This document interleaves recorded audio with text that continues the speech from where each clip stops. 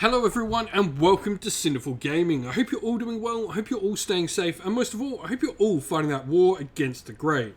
Today's video, we're going to talk Star Collecting Conquest First Blood, the skirmish variation of the game Conquest: The Last Argument of Kings by Parabellum Wargames. Now, in this video, we're going to take a look at the Nords faction taster box and see how we can use this box set to start our Nords army for Conquest First Blood. We're going to take a look at the contents of the box set, talk a little bit about what they all do on the tabletop before looking at some other units we can use to expand upon this initial purchase. We'll then take a look finally at a little sample army list that we hope can give you some inspiration for starting your own Nords army for Conquest First Blood. And so, with all of that said, first of all, we get a Jarl. This is a medium infantry character model available to us in the Nords. Clash 3 with 5 attacks, 5 wounds, Resolve 4, and Defense 3 give us a really solid, decent profile for a character. Throwing weapons and Barrage 4, range 10 inches, really nice. Surprise attack and raiding party mean that we're going to be able to give up to 2 units of raiders in our force. The flank ability straight off, and also raiders will gain banners for free at 8 models rather than 12. He's got throwing axes in there as one of his command abilities, where he can target a friendly regiment with throwing weapons and they can perform a volley action for free. And then Spearhead as well, where target friendly model unit will gain the Linebreaker special rule for their next activation. All in all, a really solid hero to lead our force with. Now, he is joined by Raiders. These are pretty much the stock standard light infantry unit for the Nords. Clash 2, 1 attack each. Flurry is really nice on them with 2 wounds and 2 resolve and defense 1. Flurry, like I said, really nice. Will give them the ability to reroll all their hits, and throwing weapons on there as well, so the Jarl certainly can get them to throw them out of phase. We've got the options for a couple of different officers in the Shield Biter, which can be a really nice one, and we'll talk about him in just a second. But we'll also got the captain in there as well.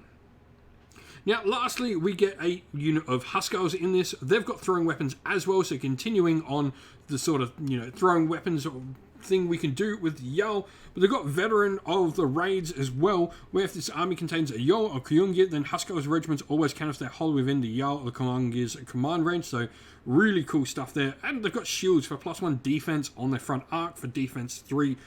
Pretty darn solid. Now, for looking at where to go next, I was talking about the Shield Biter. I think he is a fantastic first addition for this army. For me, he's really going to add a lot to your Raider unit. So he's got Flurry himself and Linebreaker, but his command ability, Lightning Assault, is target-friendly Raider regiment, adds 2 to its charge roll when targeting enemy regiments within range and objective. And he's also got the Linebreaker rule, where when a regiment with a special rule performs a charge and successfully engages an enemy unit, they can't use their shields rule for the next activation. So this can be really powerful for getting through those damage. I think it really ups the power of your Raiders. Remembering the Raiders already have Flurry, and he's got 4 attacks, 4 wounds, Clash 3 as well standard, so he can put in a few more damage there as well for you. Now, of course, Nords, we can't talk about Nords without talking about Trolls. Medium infantry unit, these guys are absolutely amazing. 3 wounds apiece, 1 attack, Clash 2, Resolve 3, Defense 2. Doesn't sound like a lot, but Cleave 2 and Regenerative Tissue. Every time a modernist regiment suffers a wound on a die, on a 1 you ignore the wound, and then they've also got the Preternatural Endurance, where enemy models cannot inflict impact hits against a model with a special rule either. So they can't suffer impact hits, they potentially ignore wounds when they roll. Really, really solid unit. Now, if we're looking to bring in some range, and I mean like decent range, not just our throwing weapons, Bow Chosen are one of the most fantastic range units we can bring in the game. Volley 3 is awesome with Barrage 2, 18-inch, and Precise Shot, meaning if they roll a 1 to hit, the target's regiment's defense is 0, so they completely ignore armor unless they've got evasiveness. And then Expert Trackers rule as well, where Bow Chosen models in a regiment count as 2 models for the purposes of seizing objectives. It can also be really good for holding your home objectives. The last unit I want to talk about is a personal favourite, which is the Valkyries, a medium infantry unit for the Nords. They've got Clash 3, which is really cool, along with shields on their front. And they've got the Devout special rule, where if they get priests inside them, they can be pretty nasty. And they've got the Blessed rule as well, where once per round, this model can reroll all failed hit rolls or reroll all failed defense rolls. So you get to choose which one you want to do in a regiment. And the Spear Maiden's rule as well, with the 2.5-inch engagement range.